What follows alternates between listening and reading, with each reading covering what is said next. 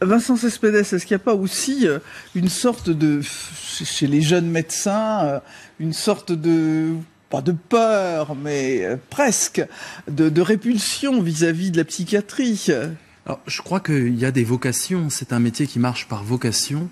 Et qu'aujourd'hui, moi je travaille beaucoup avec la psychiatrie, philosophie, psychiatrie font bon ménage dans mon travail. Vous êtes un enfant de Michel Foucault? Plutôt de l'antipsychiatrie, mais oui.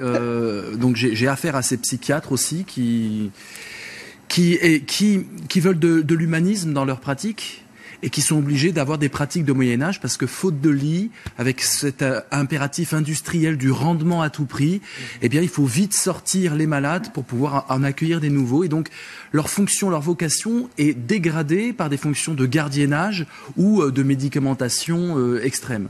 Et donc, on est aujourd'hui dans un véritable problème. Et j'aimerais aussi poser quelque chose d'un peu plus global, c'est-à-dire qu'on a effectivement la psychiatrie qui manifeste. Le 22 janvier, elle était à Paris, elle est à Amiens, elle est à Rennes.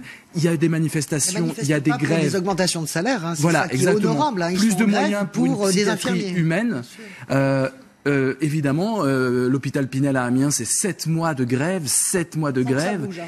Et sans que ça bouge, et sans aussi que la sensibilité citoyenne, à travers le prisme de journalisme, s'en émeuve beaucoup.